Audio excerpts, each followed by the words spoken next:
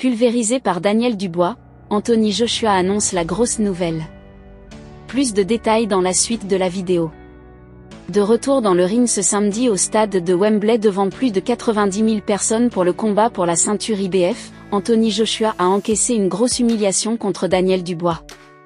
Juste après la correction incroyable subie, le boxeur de 34 ans a fait une grosse annonce sur son avenir. Anthony Joshua est redescendu sur terre. Élevé au ciel depuis sa victoire époustouflante contre Francis Ngannou en mars dernier, le double champion britannique a effectué son retour ce 21 septembre pour un gros combat pour le titre.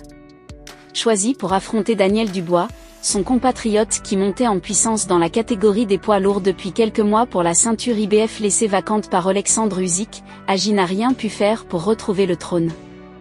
Malgré sa volonté de faire mal et de confirmer ce qu'il avait fait en mars dernier contre le Predator, le protégé d'Eddie Hearn a été littéralement massacré. La défaite humiliante de Joshua. Dans un combat prévu en 12 rounds de 3 minutes devant plus de 90 000 spectateurs à Wembley, Daniel Dubois est entré dans le combat tout feu tout flamme avec une grosse agressivité dès le premier round. Sans doute assoiffé de montrer qu'il a des enclumes dans les poings, celui qu'on surnomme le dynamite ou le triple D va donner un énorme coup à Joshua dans cette première reprise. Un premier knockdown survient pour Anthony Joshua à la grande surprise de tous.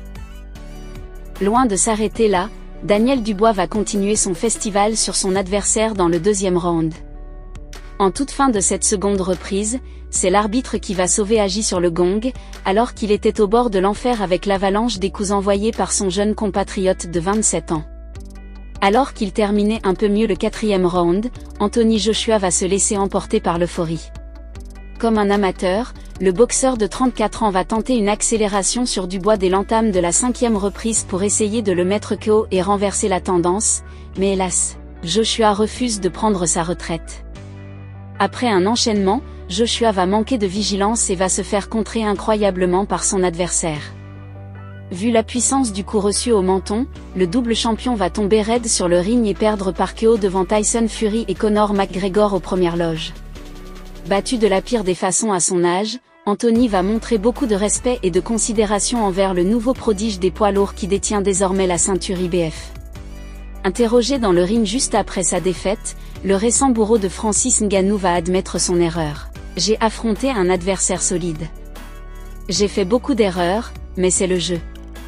Aussi frustré que je sois, c'est comme ça.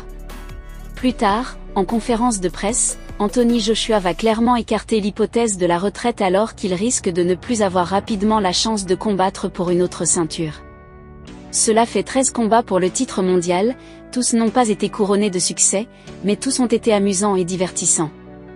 Nous essayons d'écrire l'histoire de la boxe britannique et je pense que nous y parvenons.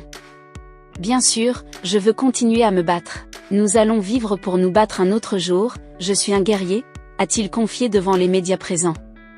Il s'agit d'une grosse annonce.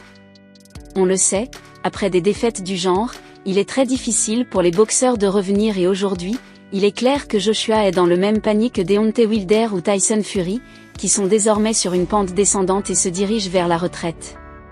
On attend de voir en tout cas quel sera le prochain challenge pour Agi, qui pourrait se mesurer à Martin Bakol, désireux d'un combat au Congo pour l'Afrique.